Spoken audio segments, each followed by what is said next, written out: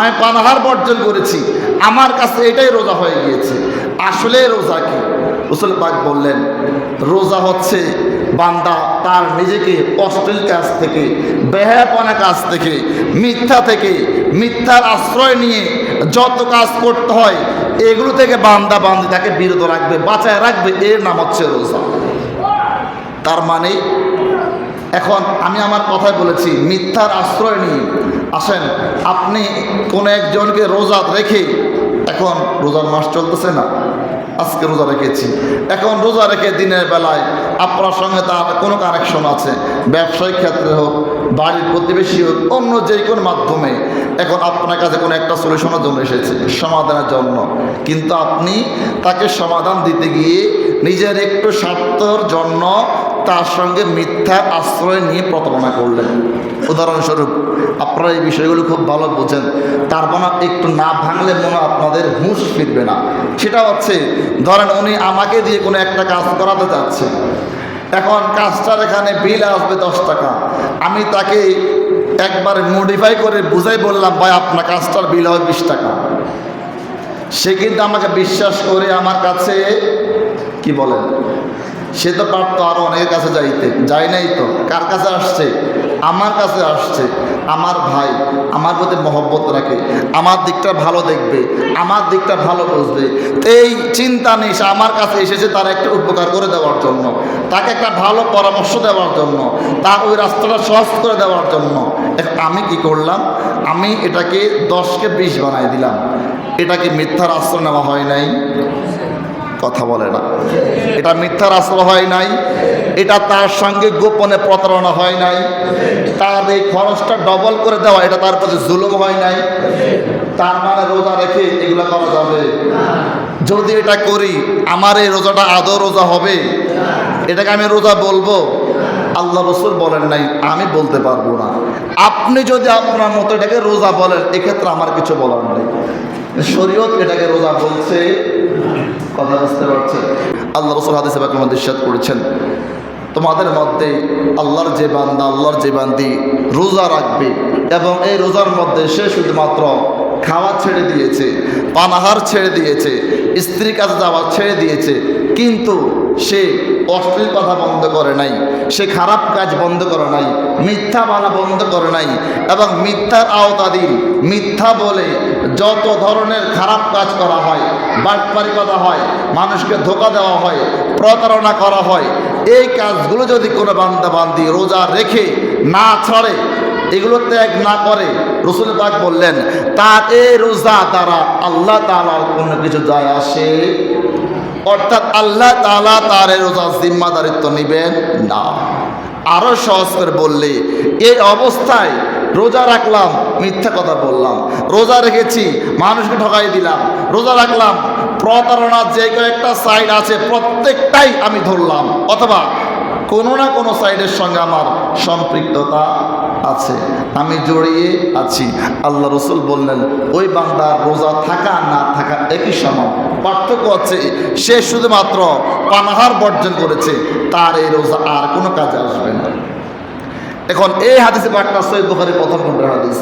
আমরা হাদিস যন্ত্রের মধ্যে সবার উপরে টপ লেভেলে আমরা যে হাদিসে পাকের কিতাবকে আমরা প্রাধান্য দেই, সহিহ বুখারী শরীফ 2 খণ্ডের কিতাব, সহিহ বুখারীর প্রথম আর দ্বিতীয় খণ্ড। এখন এই হাদিসে পাকের যে হাদিসে পাকটা সহিহ বুখারীর মধ্যে স্থান পেয়েছে, জায়গা পেয়েছে, ইমাম বুখারী যে হাদিসে পাককে সহিহ বুখারীর মধ্যে স্থান দিয়েছেন, সেই হাদিস শুনেছি আমরা। এখন সেই হাদিসের আওতায় আমাদের বাস্তবতা কি? এবার একটু আমরা সেদিকে আসি। সেটা হচ্ছে আমরা রোজা পালন করি, আল্লাহ বিধান দিয়েছেন, আল্লাহ বললেন রোজা রাখার জন্য, তো আমরা রোজা রেখেছি, আমাদের রোজা আমাদের কাছে হয়ে গেছে ওই যে খাওয়া ছেড়ে দিয়েছি, পান করা ছেড়ে দিয়েছি। হয়তো আগে স্ত্রীর কাছে যাইতাম, এটা সপ্তাহে হোক, দৈনিক হোক বা কয়েকদিন পর পর, কিন্তু এখন দিনের বেলা যাওয়া যাবে না, রমজানের রাতে আবার রাত্রিবেলা যায়, হালাল করা হয়েছে। এখন এই শুধুমাত্র 2-3টা বিষয়, বিশেষ করে ধরেন পানাহারটাই ধরুন, শুধুমাত্র আমি খাওয়া দাওয়া ছেড়ে দিয়েছি, আমি পানাহার বর্জন করেছি, আমার কাছে এটাই রোজা হয়ে গিয়েছে। আসলে রোজা কি? রাসূল পাক বললেন রোজা হচ্ছে বান্দা তার নিজেকে অশ্লীল কাজ থেকে, বেহায়াপনা কাজ থেকে, মিথ্যা থেকে, মিথ্যার আশ্রয় নিয়ে যত কাজ করতে হয় এগুলো থেকে বান্দা বান্দি তাকে বিরত রাখবে, বাঁচায় রাখবে, এর নাম হচ্ছে রোজা। তার মানে এখন আমি আমার কথায় বলেছি মিথ্যার আশ্রয় নিয়ে। আসেন, আপনি কোনো একজনকে রোজা রেখে, এখন রোজার মাস চলতেছে না, আজকে রোজা রেখেছি, এখন রোজা রেখে দিনের বেলায় আপনার সঙ্গে তার কোনো কানেকশন আছে, ব্যবসায়িক ক্ষেত্রে হোক, বাড়ির প্রতিবেশী হোক, অন্য যে কোনো মাধ্যমে, এখন আপনার কাছে কোনো একটা সলিউশনের জন্য এসেছে, সমাধানের জন্য, কিন্তু আপনি তাকে সমাধান দিতে গিয়ে নিজের একটু স্বার্থর জন্য তার সঙ্গে মিথ্যা আশ্রয় নিয়ে প্রতারণা করলেন। উদাহরণস্বরূপ, আপনারা এই বিষয়গুলো খুব ভালো বোঝেন, তার মানে একটু না ভাঙলে মনে আপনাদের হুঁশ ফিরবে না। সেটা হচ্ছে, ধরেন উনি আমাকে দিয়ে কোনো একটা কাজ করাতে চাচ্ছে, এখন কাজটার এখানে বিল আসবে 10 টাকা, আমি তাকে একবার মডিফাই করে বুঝাই বললাম, ভাই আপনার কাজটার বিল হবে 20 টাকা। সে কিন্তু আমাকে বিশ্বাস করে আমার কাছে কি বলেন, সে তো পারতো আরও অনেকের কাছে যাইতে, যায় নাই তো, কার কাছে আসছে? আমার কাছে আসছে। আমার ভাই আমার প্রতি মহব্বত রাখে, আমার দিকটা ভালো দেখবে, আমার দিকটা ভালো বুঝবে, এই চিন্তা নেই, সে আমার কাছে এসেছে তার একটা উপকার করে দেওয়ার জন্য, তাকে একটা ভালো পরামর্শ দেওয়ার জন্য, তার ওই রাস্তাটা সহজ করে দেওয়ার জন্য। আমি কি করলাম? আমি এটাকে 10কে 20 বানাই দিলাম। এটাকে মিথ্যার আশ্রয় নেওয়া হয় নাই? কথা বলে না।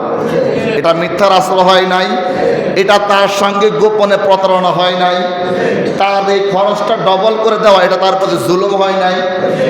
তার মানে রোজা রেখে এগুলো করা যাবে? যদি এটা করি আমার এই রোজাটা আদৌ রোজা হবে? এটাকে আমি রোজা বলবো? আল্লাহ রসুল বলেন নাই, আমি বলতে পারবো না। আপনি যদি আপনার মতো এটাকে রোজা বলেন, এক্ষেত্রে আমার কিছু বলার নেই। শরীয়ত এটাকে রোজা বলছে, কথা বুঝতে পারছেন? ঠিক একইভাবে রোজা রাখলাম, আমার কোনো কাজ নাই তো, ওই বাস একজনে গীবত শুরু করে দিয়েছে, ওই কোথায় কিছু একটা দেখে আসলাম, ইচ্ছে মতো তার সমালোচনা, কিন্তু এটা আমার দরকার? আমার কেউ বলে না এখানে এক্সট্রা তার বদলে দেওয়ার জন্য। আমি নিয়ে দায়িত্ব কাজে নিয়ে দেখছি তো ওই জায়গায় এটা হয়েছে, এই যে শুরু করলাম এটা নিয়ে রিচার্জ করা, তাফসীর করা, মানে যত ব্যাখ্যা বিশ্লেষণ দরকার আমি আরো 2-3 জন সহকারে শুরু করে দিলাম। এটা আমার দরকার ছিল? সে আমারে বলছে, আমি যে এটা বলতেছি আমার এটা তো তার কোনো উপকার হইল? তার আমার যে কোনো উপকার হইল? তার একটা উপকার হয়েছে, কি জানেন? তার গীবত করার কারণে, তার সমালোচনার কারণে আল্লাহ তার কাজে যে গুনাহগুলো ছিল আল্লাহ সেগুলো আমার কাজে চাপাইয়া দিয়েছে, এটা তার উপকার হয়েছে। এই কারণে যখন দেখবেন কেউ কারো গীবত করতেছে, দুইটা দিক, একটা ভালো একটা খারাপ। গীবত করছে যে তার কপাল পোড়া, গীবত করছে যে তার কপাল পোড়া, সমালোচনা করছে যে তার কপাল পড়বে, যার করবে তার গুনাহ কমবে, তার গুনাহ হালকা হবে। এখন আমরা ইল্লা মাশাআল্লাহ গীবত কি এটাই চিনি না, এত দুঃখ লাগে। ধরেন স্পষ্ট দেখতেছি আজকে অমুক ভাই এটা করছে, দরকার ছিল এটা করতে, মানে ইচ্ছে মতো তার সমালোচনা। ধরেন একটা মানুষ চুরি করছে, এখন এই যে বলা শুরু করলো, কিন্তু তার বলা দিয়ে কোনো কিছু যায় আসে? ওই বেচারাকে সংশোধন করার মতো কোনো কাজ আসবে না। এই যে ইচ্ছে মতো করলো, যখন একজন নিষেধ করলো, ভাই এটা তো গীবত হচ্ছে, বলার দরকার নাই, সমালোচনা হচ্ছে তো এটা বলিয়েন না। এখন লাউডলি কে বলে, আরে ভাই সে তো চুরি করছে তাই তো বলতেছি, সে চুরি করছে তাই তো আমি দেখছি হাতে এটা করছে এই জন্যই তো বলতেছি। আচ্ছা আপনি দেখছেন সেটা করছে, ঠিক আছে, তার দোষ, আপনার এখানে বলতে বলছে কে? আপনি যে এখানে বললেন এটা সমাধান আসবে? কথা বলে না। সমাধান আসবে, তার উপকার হবে, সে সংশোধন হবে। গীবত আমরা বুঝি না, এই কারণে আমরা একবারে 99.99% মানুষ গীবতের মধ্যে ডুবে আছে। স্বীকার করেন আপনারা? আমিও করি। ওই যে আবার হাতের লাঠি, না এটা গীবত না তো, এটা হাসা, আর হাতে এটা করছে,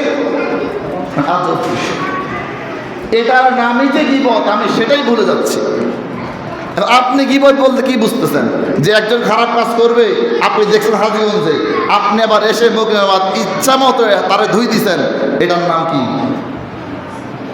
এটার নাম কি একটু আমি আপনাদের থেকে জানি, সংজ্ঞাটা আমরা বোঝান। দেখছেন হাজীগঞ্জ একজনকে একটা কাজ করছে, খারাপ কাজে হোক করছে একটা জিনিস, তার দোষ। দেখছেন হাজীগঞ্জে এসে শুরু করলেন 4 নং ওয়ার্ডে, এটা কি হইল না? আসলে হয়েছে আমরা তো স্বীকার করেন, এটা গীবত হয়েছে না? হয় না? এই ওই যে আওয়াজ কম আসে না, এটারে গীবত মানতে রাজি না। আমি চুরি করছি এখানে, এবার কি শুরু করছেন আমার বাড়িতে, হাজীগঞ্জ বাজারে, আলীগঞ্জে দেখছি তো অনেক মানুষ চুরি করছে, খারাপ কাজটা করছে দেখছি তো আমি, কি দরকার ছিল এটা থেকে একবার 1 ঘন্টা বিশ্লেষণ। এখন ওখানে এটা আমার কি হইল?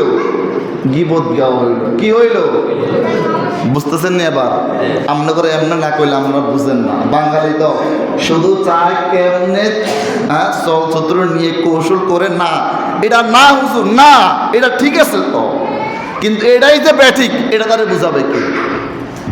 তাহলে এই কাইফিয়ত হচ্ছে গীবত।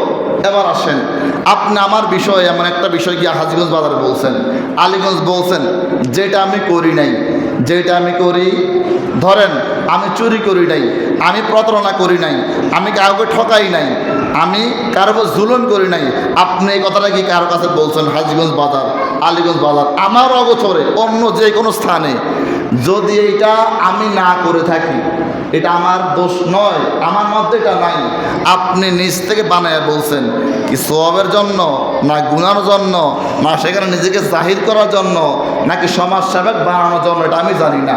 আপনি যেই কারণে ওখানে বলছেন, এটা হবে আমাকে মিথ্যা অপবাদ দেওয়া, মিথ্যা অপবাদ দেওয়া। তার মানে সহজে বুঝেন, কোনো ব্যক্তির অনুপস্থিতিতে তার দোষ বলল সমস্যা, সে যে দোষ করে নাই এটা বলাও ঠিক আছে, এটার নাম ইসলাম।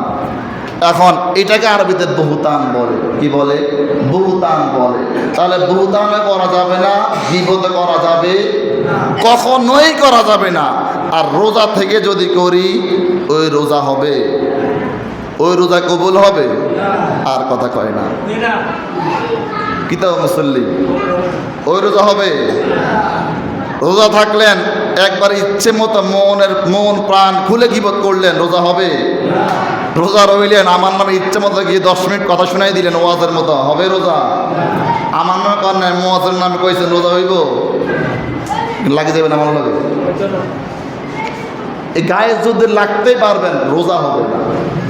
কারণ রোজা থেকে অশ্লীল কোনো কাজ, খারাপ কোনো কাজ, বেহায়াপনা কোনো কাজ, শরীয়ত অনুমতি দেয় নাই এমন কোনো কাজ করা যাবে। এই কাজগুলো সিরিয়ালে এবারে প্রতারণা আছে না? প্রতারণা আছে না? এখন খোদার রহমত লাগতো কয়টা বলতাম, আমরা আবার প্রতারণাও বুঝি না। প্রতারণাও এটাকে ভেঙে দিব। ওই আমি একটা সূত্রপাত করলাম, আমার কাছে কেউ আসছে একটা আর একটা উপকারের জন্য, কেন ভাই এই জিনিসটা কিনতে চাই, এখন একটু পরামর্শ দেন কোথায় পাবো বা কেমনে গেলে পাবো এই জিনিসটা, বা আমার এই কাজটা কেমনে করা দরকার। তো আমি তো তার উপকার করবো, হ্যাঁ উপকারও করবো, এবার সাথে ওই যে আরও কিছু যেন আমার পকেটের মধ্যে কিছু আসে। আমার পকেটে বলছে আপনি হেন যায়েন, এবার তারে বলছি ওই যে বললাম দাম 10 টাকা বাড়ায় বলছি 20 টাকা, কারণ হয়তো যদি আমি তার আবার পাঠাই ওই দোকানে গেলে মালটা পাইবা, এবার ওই দোকানের সঙ্গে আমার কন্ট্যাক্ট আছে আগেই, যারে পাঠানো কমিশন, হ্যাঁ কমিশন 5% কমিশন। এটি ব্যবসায়ীরা ভালো বোঝে, ব্যবসায়ীরা ওই টুকটাক একটু ছিলাম তো এইগুলো দেখছি একবার চোখের সামনে দেখে, এই জন্য আমার বলতে খুব সুবিধা হয়। যদি আপনারা অস্বীকার করেন আমার সাথে বসিয়েন 2 মিনিট, একবার স্পষ্ট বলে দিব যে যত ব্যবসা আছে এগুলোর মধ্যে কেমনে এগুলো হয়, প্রতারণা হয়, কাউরে ঠকানো হয়, যে কয়টা আমার ব্রেনে আছে দেখছি এগুলো আমি বলতে পারবো। এখন আপনাকে ভেঙে বলার পরে যদি আপনি বলেন যে হুজুর না না এটা প্রতারণা না, আরে তার উপকার করছি আমি ফার্স্টে খাইলাম, আর কি সমস্যা কি? তার তো উপকার করে দিছি, আমার পকেটে 5 টাকা আইলো, অসুবিধা কি? এই যে অসুবিধা কি, এই অসুবিধার নাম হলো প্রতারণা। এই যে সমস্যা কি, এটার নাম হলো তার সঙ্গে জুলুম করা। কথা বুঝতে পারতেছেন? এগুলো একবার সহজ বাংলা কথা, এর চাইতে আর বাংলা আমি জানি না, এটার ব্যাখ্যার কেমন করে আমার কাছে নাই। এখন এগুলো আমাদের কাছে অহরহ, আমাদের শরীরের রক্ত মাংসের সঙ্গে এগুলা মিশে আসেনি? আছে। সমাজে কোনো একটা ভাই বিপদে পড়ছে, এখন এটা নিয়ে বিচার করবে, আপনারা রাগ করেননি? আমার কিন্তু কথা এগুলোই, আমি ওই এলেম কালাম নাই তো, তা আমি এগুলো খুব ভালো জানি। আমার সমাজে যদি ধরেন এগুলা ডুবে থাকে, আমি সারাদিন যদি নামাজের ওয়াজ করি, দরকার আছে? নামাজও করে বাড়িলেই আরেকজনে ঠকায়, নামাজও করে বাইর হইলে তার সিটারি শুরু হয়ে যায়। নামাজের দরকার আছে নাই তো, নামাজ তো পড়ে, কথা বুঝে না। সিটারি করে নামাজও, বাটপারি করে নামাজও, নামাজের ওয়াজ দরকার আছে নি? নামাজের ওয়াজ মাথা ভালো করে ঢুকছে, এলে নামাজ বাদ দেওয়া যাবে। এখন সাথে আরেকটা যোগ করছে নিজে নিজে, হ্যাঁ নামাজও পড়মু, বাটপারিও নামাজও পড়মু, সিটারিও।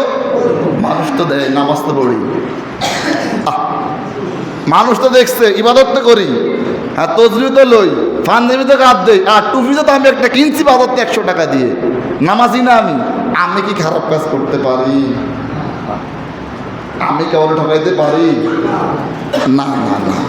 তাহলে ওই কি করলো, আগে নামাজ ঠিক করলো, এবার ঠিক করে এটাকে ঢাল বানাইয়া এটার ভিতরে এবার যত আকাম টুকাম আছে, কাউরে ঠকানো, কাউরে আকামের কি বলে এটা, বুদ্ধির বিপরীত যেটা হয় আর কি, কোনো ভালো বুদ্ধি দিত না, কেমনে প্যাঁচ লাগানো যায় এমন একটা বুদ্ধি দিয়ে দিব, একটা কারিশমা দিয়ে দিব।